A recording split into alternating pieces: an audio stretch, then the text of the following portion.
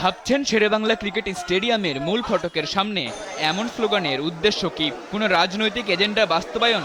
না, তেমন কিছু না। আসল উদ্দেশ্য জানতে মিরপুরের একাডেমি ভবনের বিসিবির লগো সম্বলিত ওয়ালের একটু নিচে তাকাতে হবে, তাহলেই সবকিছু পরিষ্কার হবে। আওয়ামী দুঃশাসনের 15 বছরে বাংলাদেশ ক্রিকেট বোর্ডে যেন জেঁকে বসেছে অযোগ্য, অদক্ষ, দুর্নীতিবাজ পরিচালকরা। তাদের পদত্যাগের দাবিতেই এই প্রতিবাদ কর্মসূচির আয়োজন করেছে বাংলাদেশ ক্রীড়া উন্নয়ন পরিষদ। সোমবার সকাল থেকেই মিরপুর স্টেডিয়ামের 2 নম্বর গেটের সামনে জড়ো হতে থাকেন মানববন্ধনকারীরা। অন্যান্য দিনের মতো এদিনও স্টেডিয়ামে ছিল সেনাবাহিনীর নিরাপত্তা।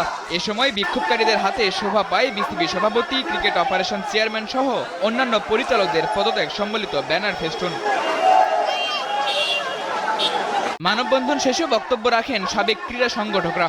এতে সাবেক এক ক্রীড়া সংগঠক জানান, ক্রিকেট ভদ্রলোকের খেলা, এখানে কোনো আন্দোলন নয়, সহযোগিতা করতে চাই। তবে তিনিও দুর্নীতিবাজ বোর্ড পরিচালকদের পদত্যাগ দাবি করেছেন।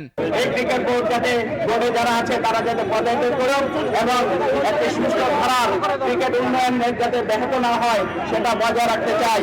আমরা চাই না কোনো আন্দোলন করতে, আমরা চাই সহযোগিতা করতে। এবং দেখেন, দায়িত্ববোধ থেকে আমরা কিন্তু এখানে সবাই ক্রিকেট বোর্ডে আসা বন্ধ করে দিয়েছিল। আমরা বলছি যে এটা ক্রিকেট একটি ভালো খেলা এবং ভদ্রলোকের খেলা, সুতরাং আমরা চাই ক্রিকেট খেলা চালু থাকবে। তারপরে আমরা আশ্বস্ত করার পরে কিন্তু এই ক্রিকেট বোর্ডের সমস্ত কর্মকর্তারা কাজে যোগ দিয়েছে। আন্দোলনে আসা এক ক্রিকেট সমর্থক দাবি জানান, পুরনো সংগঠক নয়, সম্পূর্ণ নতুন মুখ দেখতে চান ক্রিকেট বোর্ডে। যারা পূর্বে ক্রিকেট বোর্ডে ছিল, আমরা তাদেরকেও চাই না, আমরা সম্পূর্ণ নতুন মুখ দেখতে চাই, যারা নতুন করে স্বপ্ন দেখাবে। তরুণদের হাত ধরে যে নতুন স্বাধীনতা আমরা পেয়েছি, আমরা চাই ক্রিকেট বোর্ডে তরুণদের আগমন হোক, তরুণরাই এই সংস্কার করতে পারবে। মানববন্ধনে বিএনপি নেতা ও সাবেক জাতীয় ফুটবলার আমিনুল হকও অংশ নেন। তার কণ্ঠেও ছিল একরাশ হতাশা। আমরা সাধুবাদ জানাই অন্তর্বর্তীকালীন সরকারকে শপথ গ্রহণ করার পরে তাদের যে দায়িত্বভার গ্রহণ করেছেন রাষ্ট্রীয় কাজে, তারা সব দিকে নজর রাখছেন।